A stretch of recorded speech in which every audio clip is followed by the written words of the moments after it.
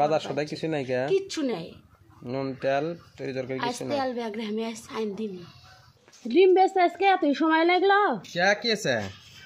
আপনার থেকে যারা টাকা পাবি তারা দিনের মধ্যে 7 বার করে পাক দিচ্ছে কোন টাকা আলাদা কোন টাকা মানে ধানের টাকা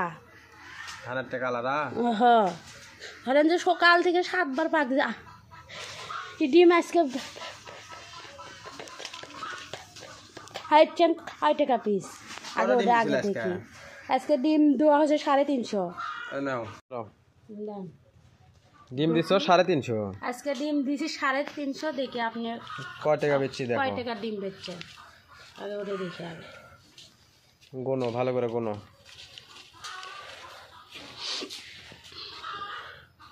1000 2000 3000 3.5 36 37 38 39 40 41 42 43 44 45 46 47 4800 টাকার আজকে ডিম বেচছেন ধরো আরো 50 টাকা গাড়ি ভাড়া গেছে ও 4900 টাকা ডিম বেচছি আজকে 14 টাকা বেচছে মোটে ডিম বেচছেন 900 50 টাকা গাড়ি ভাড়া গেছে বুঝলাম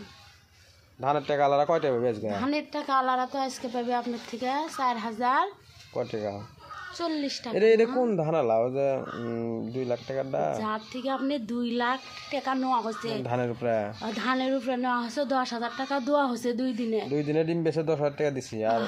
আর আর বাকি পায় আপনি 2 লাখ টাকা ধানের জন্য কয় মন করে ধান দা লাগে 14 মন ধান 12 মন করে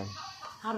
6 12 মন করে 1 লাখ টাকা 6 মন ধান 1 লাখে 6 লাখ টাকা 1 লাখ টাকার 6 মন ধান প্রতি সিজনে 2 লাখ টাকা নিছি আমরা 2 লাখ টাকার তোমার 12 মন ধান ধানের দাম কত করে ধরছে ধানের দাম আপনি 1200 টাকা মন ধরছে তাহলে 1200 টাকা মন হলে তোমার হলো যে তোমার 12 মন ধানের দাম কত হচ্ছে 12 মন ধানের দাম জুল 1000 টাকার হয় 12000 আর হলো যে 12 দোকানে 24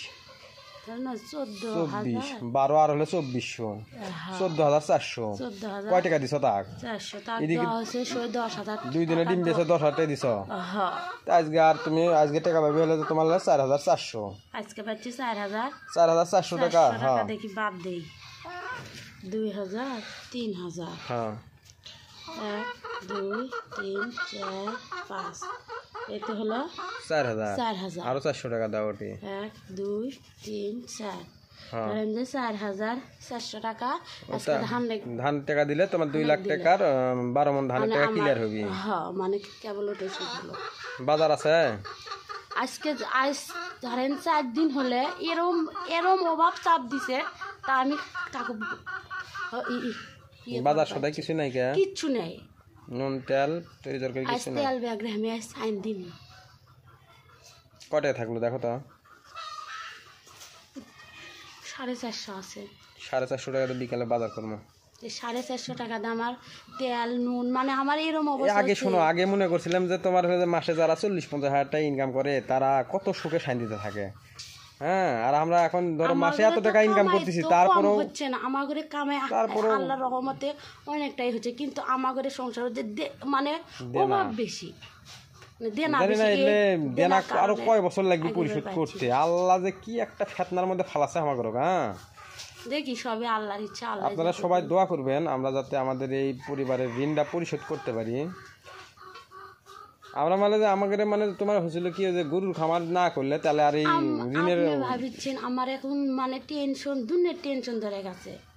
মানে আমিও একই ইয়ের মধ্যে পড়ে গেছি সমস্যার মধ্যে পড়ে আছি আমি এক বড় বিপদের মধ্যে এরকম বিপদের মধ্যে পড়ে গেছি তার মধ্যে সংসারের ধরেন যে যতগুলো ধানের উপর বেমা গুলে চাপ দিচ্ছে সকাল থেকে ক্ষতি করার জন্য আসলো তাক খালি মানে সময় নিচ্ছি ডেট দিচ্ছি যে আমাকে ডেট না দিলে কি করবি কি ব্যবস্থা করবো আমরা